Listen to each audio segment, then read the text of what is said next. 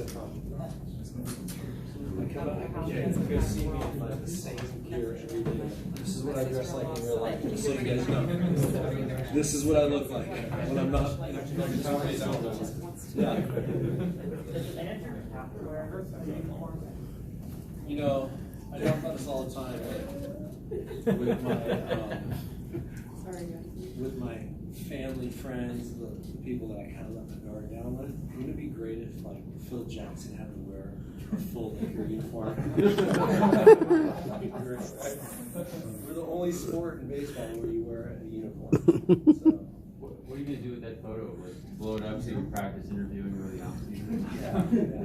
My kids will ask like, what would it look like? What did you see? Because they only see this. They want to know what it looks like. So I show my kids. Yeah. How about the bow tie and the hat? Right. That was the old days. Let's bring that back. That'd be so sick. We're in uniform. We're in uniform.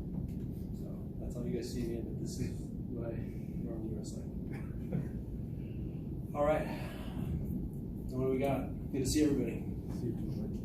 I'm sure you'll get a lot of questions on the season just happened, but I wanted to ask if you have any. Is there any news with your coaching staff? Yeah, the whole coaching staff is going to come back, and I'm very pleased to announce that. We've spent a lot of time together grinding, trying to figure out ways to keep improving. And I watched this coaching staff coach as hard as they have in any year since I've been here. It's been a progression of understanding what my needs are, what my asks are, and then going out and executing. It's not to say in year one they weren't coaching hard, but I think I've progressed as a manager, and I've had different needs and different requests, and they understand where I'm coming from day by day. And we spent a lot of time trying to find the right blend of coaches, and I think this is a very good group of coaches, and I want them all back, and I'm pleased to tell you that they are all coming back. Torey, good to see you. How does it feel to get this thing kind of back on the right path in a way? How does it feel to? To get the organization, the team, just kind of back on the right track. Yeah. The season just ended yesterday, and I'm going to reflect on it, and I'm going to do it properly. I know you guys understand where I come from. I want to pack things the right way, and process it the right way. I have the same human emotion as everybody else. Every fan that's watching the games, everybody sitting in this room, every player.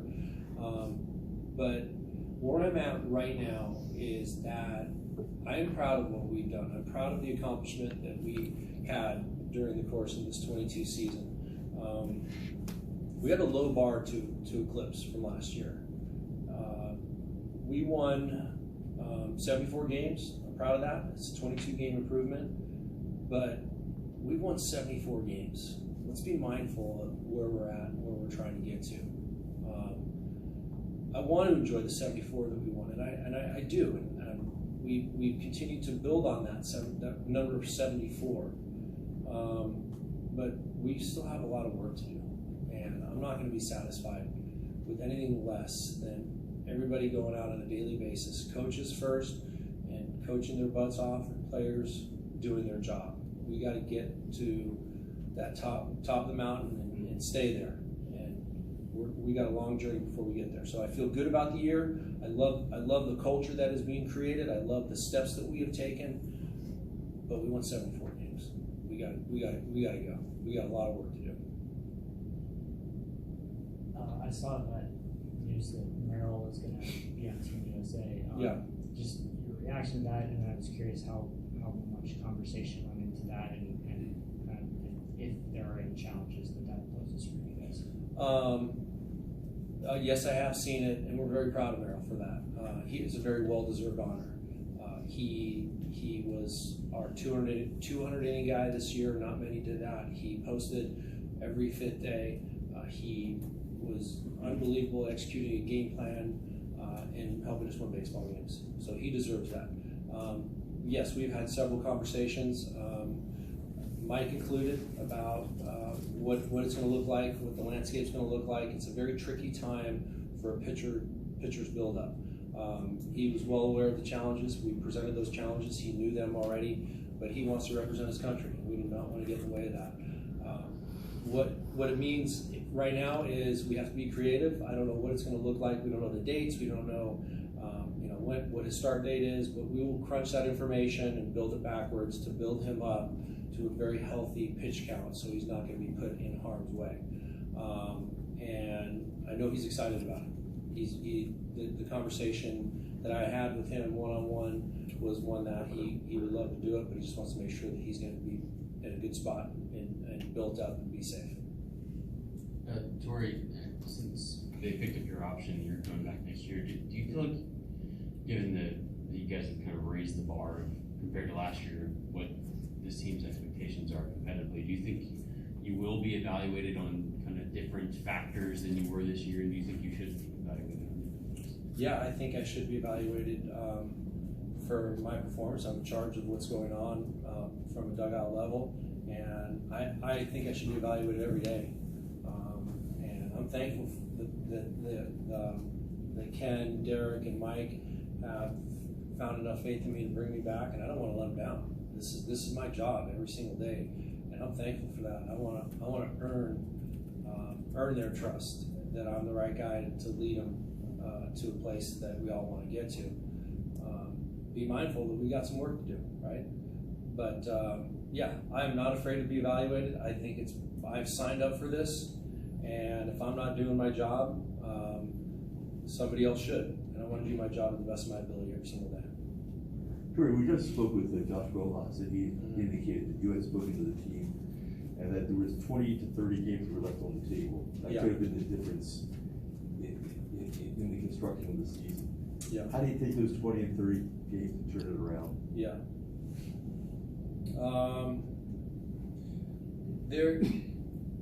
I told them that, and I said that number. It might have been a little aggressive. I said anywhere, depending on how you want to interpret it, it can be anywhere from 10 to 30. And I'm glad he heard 20 to 30, because I feel like if we go out and evaluate what we did every single day and audit ourselves, which we should do, were we at our best, were we at our competitive best, me included, I do the same thing. And I know that I did some things wrong that I could have done differently that would have helped us get to a better position to win baseball games. And I want the players to do the same thing. So where does that take you? I think it's an individual thing.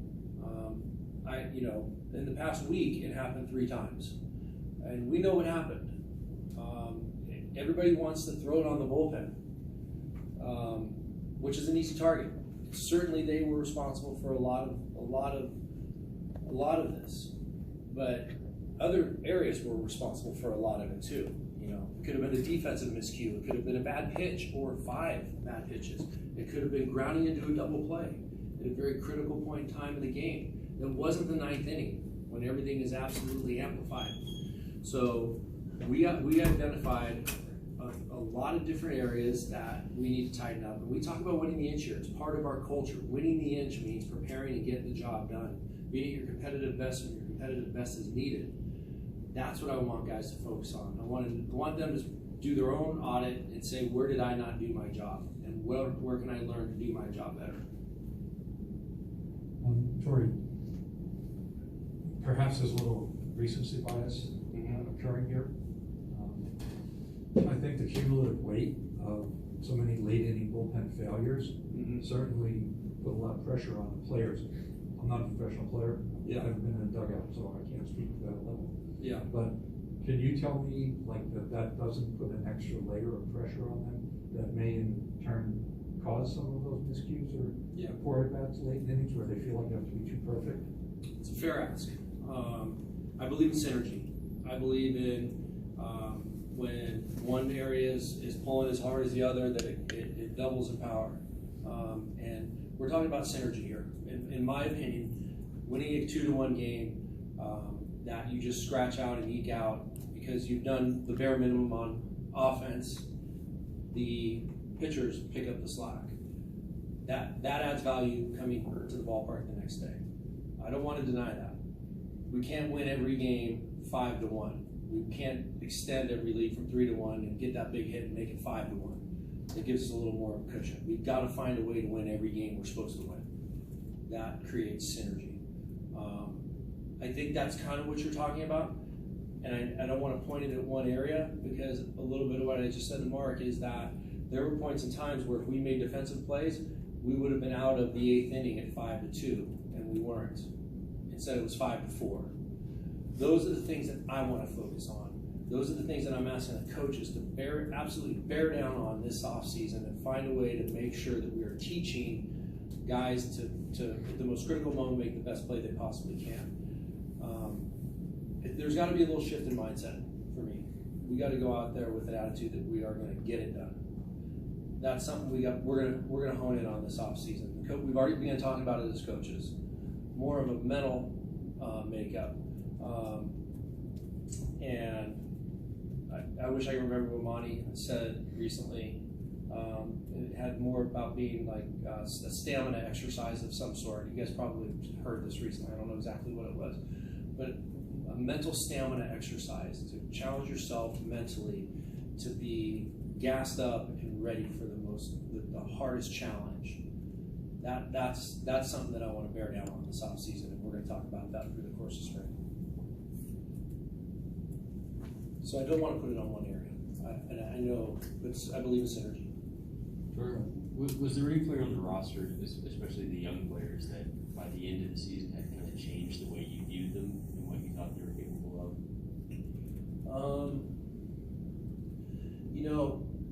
Part of my job and part of what one of my core beliefs is dreaming the player into being the best version of himself. So I shoot high and aim high on everybody. So sometimes I think the player sits in that comfortable category, like I'm just a big leaguer, I'm okay. I am helping them dream into the next level of who they are. So I always have the highest expectations of the players coming in. So I want to just set that up because I don't want you to think that I thought anybody was a dope that turned into not being a dope anymore, all right? So, but I felt like Jake McCarthy came on really strong, really fast, and anchored our offense in a lot of ways. He was somebody that kind of recreated his swing during the COVID shutdown, and came back driving baseballs, having an all-field approach, and really slugging the ball at a level that we took notice of. And he's taking his game to the next level for sure. I always felt like he could. That's why I said what I said at the very beginning. But he came on as fast as anybody that I've ever seen.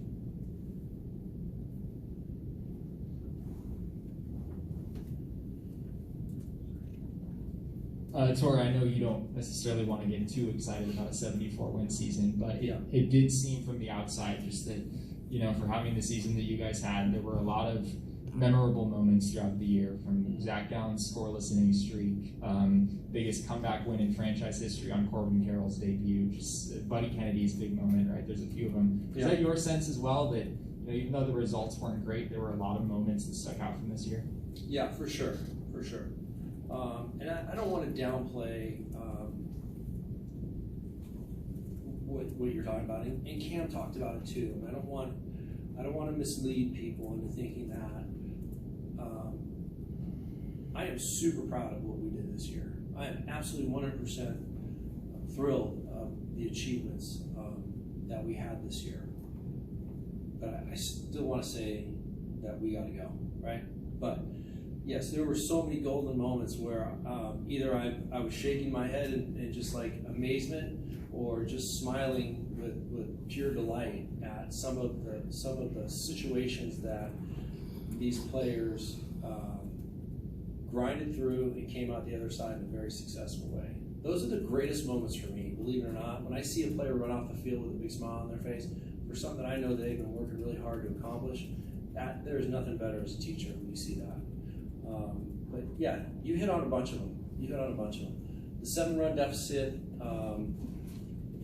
and I know that it was bump start. He didn't throw the ball very well. We came back and won that baseball game. I think that something was created that afternoon, or that evening. We had a purpose that day, and it showed up. And we were a different team from that day forward.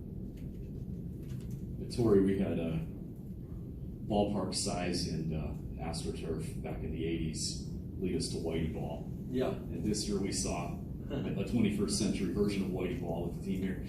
Can we expect to see that more going forward, so much that we may even call it Torey ball? Please do. That would be so great. Say it every time, please. If you're comparing me to Whitey Herzog, I'm honored, so thank you. Actually, I don't want to be compared to anybody, but he was a great man, great manager. Yeah, I'm gonna manage the team that we have, that Mike and company hand over to me on April the 4th or 5th, and I'm gonna manage that team. I'm not gonna ask them to do anything they're not capable of doing. This is a very athletic organization right now. Our guys get after it, and it puts a lot of pressure on people, and that's the type of baseball that I love to manage. So if you go to the drawing board and you're looking for a team that I like to put on the field every night, it's a team that can poke holes in you in any way. And we're not one-dimensional, and speed never goes into a slump. So we're going to utilize our speed, and we have to. I think it's a separator for us. You saw it create a lot of mistakes from down position. And I've watched a lot of really good defenders make really, really fast, bad decisions that led to us scoring runs. And that's powerful. And we're going to, hopefully, if it's the same cast of characters next year that are on the team, we are absolutely going to get after it the same way. And I want the rest of the league to know about it. Torey, I don't know if you felt like there was any kind of lingering lockout effect this year, especially early on, but now that you'll have like a normal offseason where you could be in contact with players and have guys assault runners, in what ways do you think that will help you guys going into next year? Yeah, I'm excited about that. 21, I know, was a full season. We had a normal spring training, so to speak. But there were several adjustments that were made inside of spring training, timing-wise. Several adjustments inside of spring training. There was a divided camp. We couldn't all be together at one time, one space at one time. And you guys know me. I'm hands-on, and I missed that. I for sure missed that. This spring training was accelerated. So I'm looking forward to a normal off-season, normal conversations, normal interactions that will lead to us being about 5 steps ahead of where we've been in the past for the past couple of spring trainings, 2.0, 21, and 22. Yeah, I think it's going to give me a chance to be the best version of myself when it comes to talking to and connecting with these players.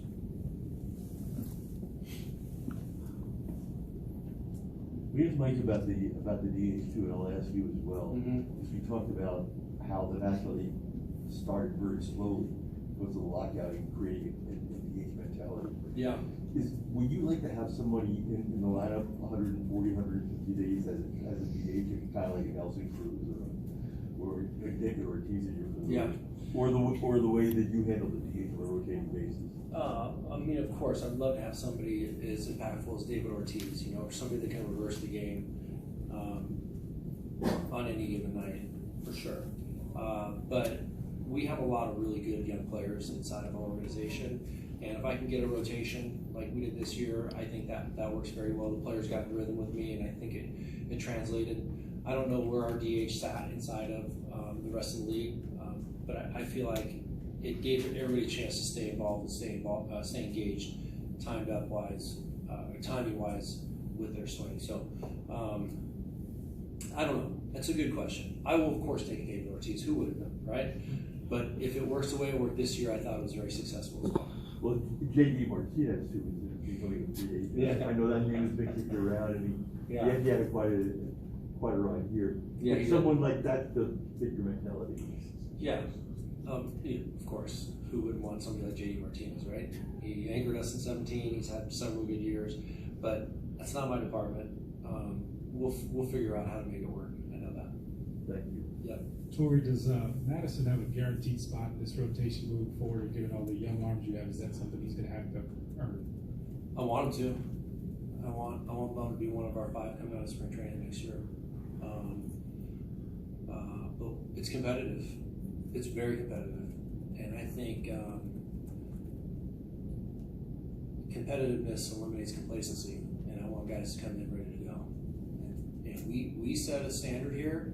We had one-on-one meetings, and we told every player, you better be ready to go in spring training. Nothing is guaranteed, not one person next year. So, Bum had a very challenging year.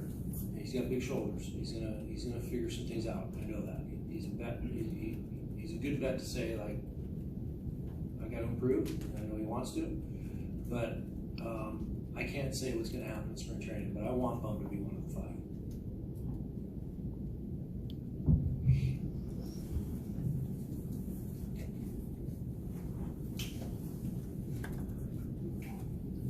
Hey, Torey, just for the health questions. Number one, was Caleb getting his MRI today, or is that later this week? And Yeah. then also, just can you address Cattell a little bit at all? Yeah.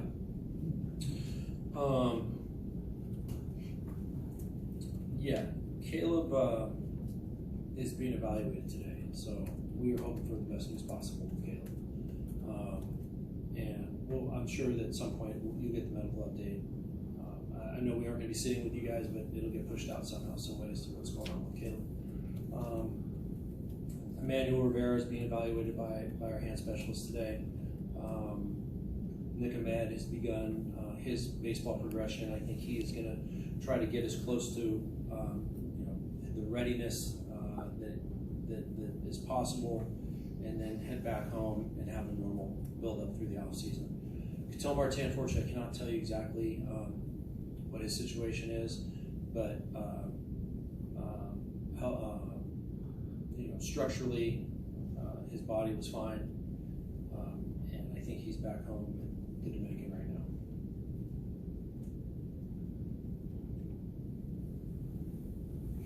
Other questions? Thank you, Torey. Thanks, you guys. Likewise. We'll see you next offseason. Thanks for everything, you guys. Yep. Okay.